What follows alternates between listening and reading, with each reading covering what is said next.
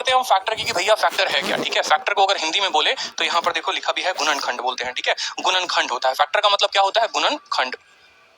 ठीक है, गुणनखंड। ठीक है, अब जैसे मान लो आपको 24 को पहले तो फैक्टराइजेशन करो। 24 की फैक्टराइजेशन क्या होगी, 2 का क्यूब, ठीक है, इंटू 3। इसमें कोई शक है बताओ, 2 का क्यूब इंटू 3 का पावर 1, 2 का क्यूब इंटू 3 का पावर 1।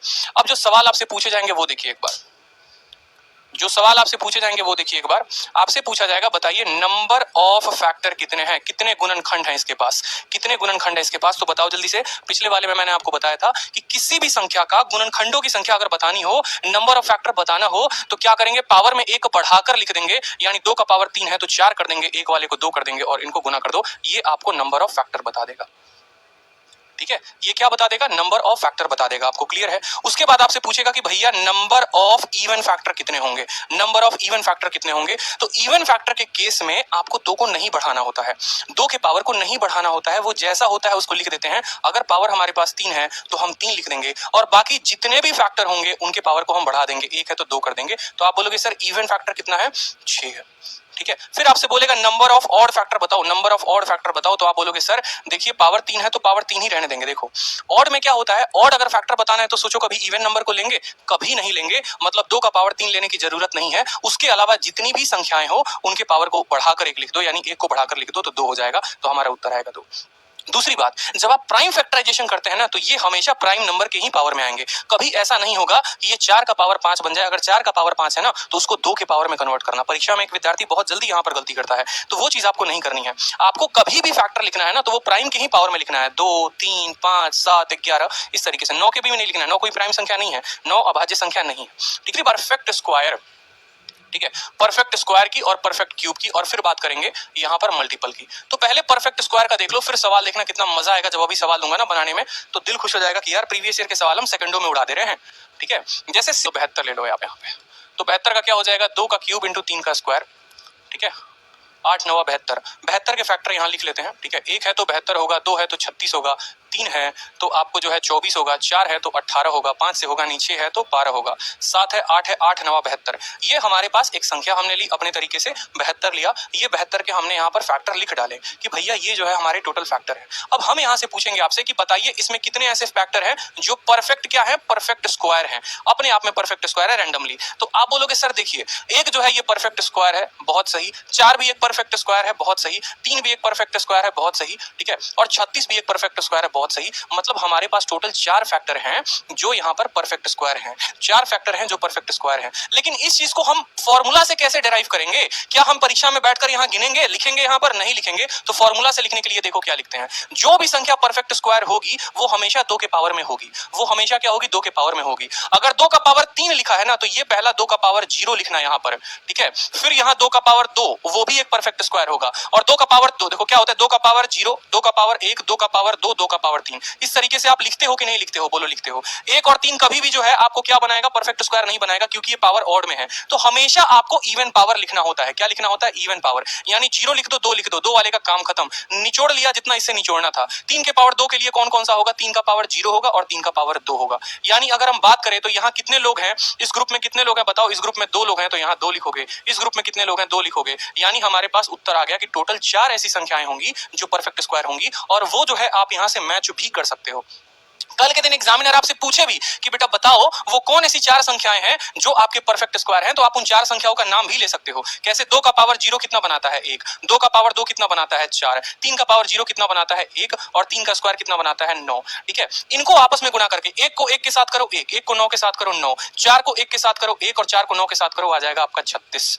ठीक है भाई, ठीक है, 4 को 1 के साथ करो 4। तो ये देखो, ये चारों की चारों संख्याएं आपने बता दी कि 1, 9, 4 और 36, 1, 9, 4 और 36, ये सारे वो चारों नंबर थे जो परफेक्ट स्क्वायर थे। क्लियर हुआ? तो कैसे लिखते हैं, लिखने का तरीका क्या है, सिर्फ हम इवन पावर लिखेंगे। ठीक है, कि इसमें कितनी संख्याएं ऐसी हैं जो परफेक्ट क्यूब है, कितनी संख्याएं ऐसी हैं जो परफेक्ट क्यूब है। ठीक है, कितनी संख्याएं ऐसी हैं जो परफेक्ट क्यूब है। यहाँ पर 1 है, यहाँ पर 4 है, यहाँ पर 9 है और यहाँ 36 है। हमें क्या बताना है, हमें बताना है परफेक्ट क्यूब। हमें क्या बताना है, परफेक्ट क्यूब बताना है। तो परफेक्ट क्यूब बताने के लिए देखो, अगर सोचो कि स्क्वायर के लिए जो है हम 2 2 का पावर बता रहे थे, तो क्यूब के लिए हमें कितनी संख्याएं मिलती हैं तो क्यूब बनता है। तीन लोग लगते हैं ना तो एक क्यूब बनता है, दो लोगों के जोड़ा से स्क्वायर बनता है, तीन लोगों के, यानी हर जो संख्या होगी, मतलब अगर मैं ऐसा बोलूं कि अगर मुझे 3 का क्यूब चाहिए यानी मुझे 3 बार 3 चाहिए होगा, 4 का क्यूब चाहिए तो 4 जो है मुझे 3 बार चाहिए होगा, यानी यहाँ पर जो भी पावर होगा वो हमेशा 3 का मल्टीपल रहेगा, जो भी पावर होगा वो हमेशा 3 का मल्टीपल रहेगा। ठीक है। अंजलि श्रीवास्तव पूछती हैं सर 2 का पावर 0 जो है इवन कैसे? 2 का पावर 0 का मतलब हो गया 1। दुनिया में किसी भी संख्या का पावर 0 कर दो ना, ठीक है, 1857 है मान लो, इसका पावर 0 कर दिया आपने, इसकी वैल्यू 1 हो जाएगी, और 1 एक परफेक्ट स्क्वायर भी है और 1 एक परफेक्ट क्यूब भी है। ठीक है, तो यहाँ पर जो हमें क्या बताना है, परफेक्ट क्यूब बताना है। तो यहाँ पहले इसके पावर देखो, टोटल फैक्टर क्या क्या होंगे, आप बोलोगे सर 2 का पावर 0, 2 का पावर 1, 2 का पावर 2 और 2 का पावर 3, ये सर होगा। 3 के पावर 2 के लिए क्या लिखोगे, 3 का पावर 0, 3 का पावर 1, 3 का पावर 2। हमें जो छांटना है अपने लिए वो क्या क्या छांटना है, हमें अपने क्यूब के लिए छांटना है। ये तो हमने फैक्टर लिख दिया, ये टोटल होते हैं, हमें छांटना है परफेक्ट क्यूब। क्यूब हमारा क्या देगा, 2 का पावर 0 देगा और 2 का पावर 3 देगा भाई। ठीक है, और कोई दूसरी संख्या नहीं है जो क्यूब देगी। उसी तरीके से यहाँ 3 का पावर बस 0 देगा, अगर यहाँ 3 का पावर 3 रहता ना तो वो भी एक परफेक्ट क्यूब देता, लेकिन नहीं है तो बस इतना कर दो। ठीक है, अब यहाँ पर देखो, यहाँ कितनी संख्या है 2 और यहाँ कितनी संख्या है 1, इनको आपस में गुना कर दो तो टोटल कितने फैक्टर आ जाएंगे, टोटल हमारे 2 फैक्टर आ जाएंगे। और वो 2 कौन कौन से हैं जो परफेक्ट क्यूब है, तो एक 8 जो है वो परफेक्ट क्यूब है और जो 1 है वो परफेक्ट क्यूब है। ठीक है, 1 और 8 जो है यही परफेक्ट क्यूब है। इनका सम भी चाहिए होता तो इसी फॉर्मूला में यहाँ जोड़ लगा देते तो आपका उत्तर निकल जाता कि 2 का पावर 1 2 होता है, 2 का पावर 3 8 होता है, 8 जमा 1 9 इंटू 1 जो हो गया हमारा उत्तर 9 हो गया। क्लियर है कि नहीं है बताओ जल्दी से? समझ गई अंजलि जी? बिल्कुल ठीक है, तो ये समझेंगे। अब हमारा जो सवाल आया सबसे पहले देखते हैं, ठीक है, फिर प्रोडक्ट ऑफ फैक्टर भी देख लेंगे एक बार। ठीक है, तो परफेक्ट स्क्वायर जैसे अब इस संख्या का मान लो कि आपसे पेपर में पूछा गया कि इस संख्या का कितने परफेक्ट स्क्वायर होंगे, कितने फैक्टर होंगे जो परफेक्ट स्क्वायर हैं। आप बोलोगे सर देखिए 2 का पावर है ना, तो 2 का पावर 0 होगा, 2 का पावर 2 होगा, 2 का पावर 4 होगा, 3 के पावर 4 में 3 का पावर 0 होगा, 3 का पावर 2 होगा, 3 का पावर 4 होगा, 5 का पावर 3 है तो 5 का पावर 0 होगा, 5 का पावर 2 होगा, 7 वाले से तो कुछ निकलेगा ही नहीं। यहाँ पर कितनी संख्या 3, यहाँ कितनी संख्या 3, यहाँ कितनी संख्या 2, इनको आपस में गुना कर दो, मतलब 18 ऐसे फैक्टर होंगे जो क्या होंगे, परफेक्ट स्क्वायर होंगे। 18 ऐसे फैक्टर होंगे जो क्या होंगे, परफेक्ट स्क्वायर होंगे। ठीक है, और जो लास्ट आता है, ठीक है, फिर मैं मल्टीपल भी करा दूंगा, आप चिंता मत करो। लास्ट आता है आपके पास, ठीक है, प्रोडक्ट ऑफ फैक्टर। बड़ा प्यारा है प्रोडक्ट ऑफ फैक्टर की, अगर आपको सभी फैक्टर्स का हम प्रोडक्ट करा दे, सभी गुणनखंडों को हम गुना कर दें तो क्या होगा। जैसे एक संख्या मान लीजिए 36 है, 36 का मतलब क्या होता है, 36 का मतलब हो गया आपको 2 का स्क्वायर इंटू 3 का स्क्वायर, या 72 ही आपने मान लीजिए, यहाँ पर 16 लिख दिया। ठीक है, 16 का मतलब क्या हो गया, 2 का स्क्वायर, ठीक है,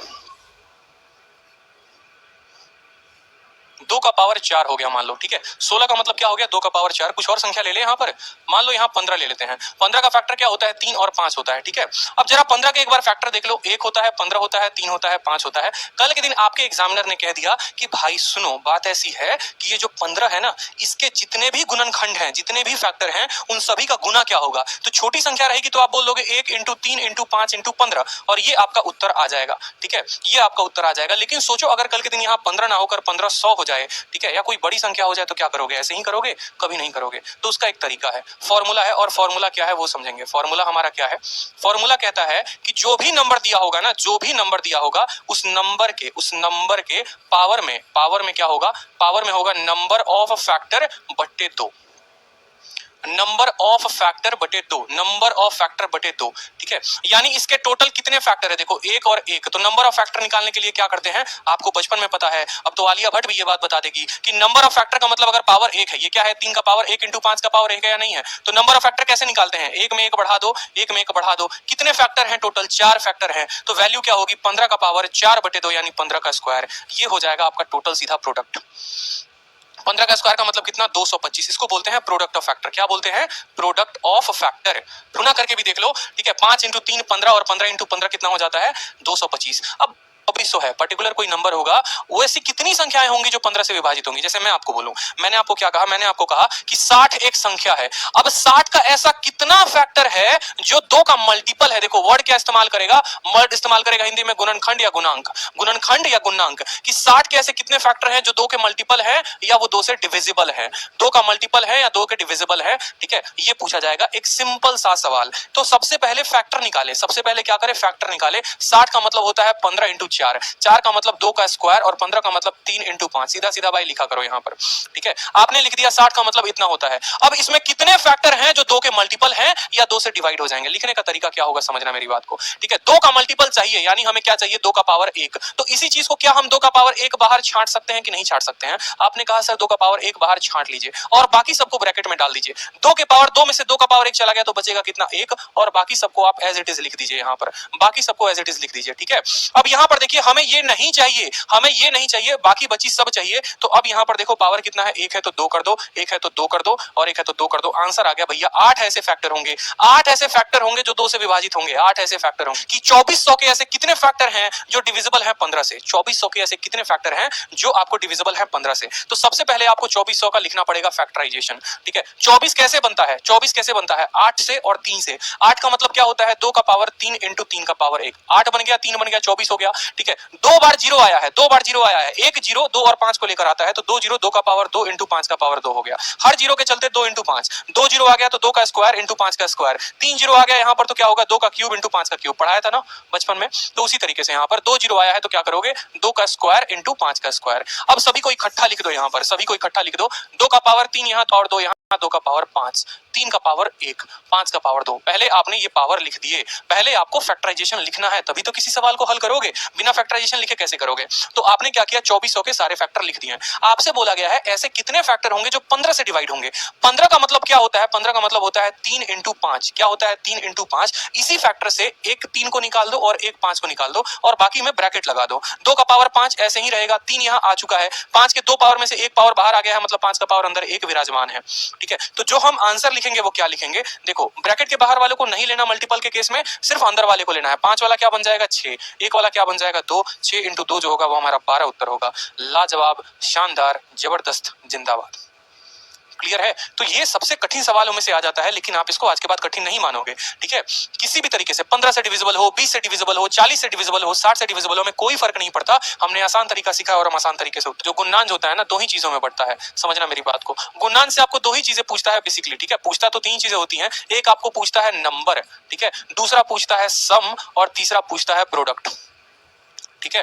बोलेगा संख्या कितनी है, उनका जोड़ कितना है, उनका प्रोडक्ट कितना है। नंबर में क्या क्या? देखो माइंड में जब कैटेगरी बनाकर पढ़ोगे ना, दुनिया की कोई ताकत नहीं है जो आपकी उस कैटेगरी को भुला दे, इस बात को ध्यान रखना। कैटेगरी नहीं बनाते हो दिक्कत हो जाता है। नंबर किस किस का निकालते हो? नंबर निकालते हो टोटल का, नंबर निकालते हो इवन का, नंबर निकालते हो ऑड का, ठीक है, यही तो निकालते हो। टोटल का सिखा दिया, इवन का सिखा दिया, ऑड का सिखा दिया। नंबर निकालते हो किसी के मल्टीपल का, नंबर निकालते हो स्क्वायर का और नंबर निकालते हो क्यूब का।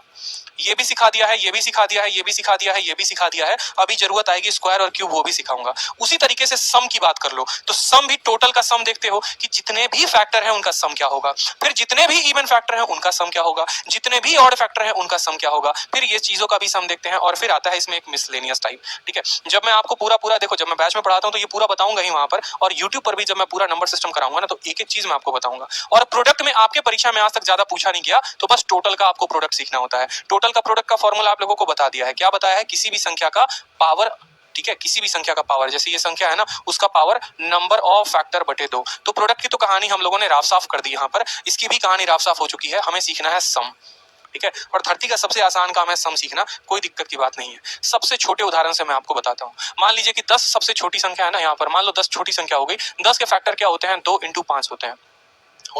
अगर 10 के फैक्टर देखोगे तो क्या हो जाएगा? 1 हो जाएगा इंटू 10 और 2 हो जाएगा इंटू 5। ये इसके 4 प्यारे प्यारे फैक्टर होते हैं। कल के दिन एग्जामिनर बोलेगा कि इनके सभी फैक्टर का मुझे जोड़ बताइए, तो आप ऐसे बोलेंगे 10 5 15 2 17 और 1 18 सर हो गया 18, तो वो हो जाएगा खुश। और फिर कल के दिन 10 ना देकर यहाँ 1272 दे देगा, तो 1272 निकाल के जोड़ोगे? नहीं जोड़ोगे। कोई भी चीज होती है कायदे कानून से होती है, नियम बने होते हैं कुछ, ठीक है। तो हम नियम पर चलेंगे और कैसे देखेंगे समझो। मान लो यहाँ हमें क्या निकालना है? हमें निकालना है इनका सम। क्या निकालना है? हमें निकालना है सम। तो हम सीखेंगे और हम लिखेंगे। ये पावर 1 है, ये पावर 1 है। कैसे लिखते हैं? 2 का पावर 1 है ना माय डियर, तो शुरू करते हैं 2 के पावर 0 से, फिर लिखते हैं 2 का पावर 1, ठीक है। जहां तक पावर जाएगी वहां तक जाएंगे, शुरू करेंगे बस 0 से। पावर 5 के पावर 1 तक गई है तो पहले 0 आया होगा, फिर पहले 1 आया होगा, ठीक है। 2 का पावर 0 का मान 1 होता है, 2 का पावर 1 का मान 2 होता है। 5 के पावर 0 का मान 1 होता है, 5 के पावर का मान 1 होता है। 2 जमा 1 3, 5 और 1 6, आ गया कि नहीं आ गया 18। तो बताओ इनको बिना अलग अलग जोड़े हम 18 लेकर आ गए कि नहीं आ गए? बताओ आगे कि नहीं आगे बताओ, ठीक है। तो कभी भी हमें सम बताना होगा, टोटल सम बताना होगा, तो हम क्या करेंगे, जहां तक पावर जाएगा वहां तक लिखेंगे, जहां तक पावर जाएगा वहां तक लिखेंगे। जैसे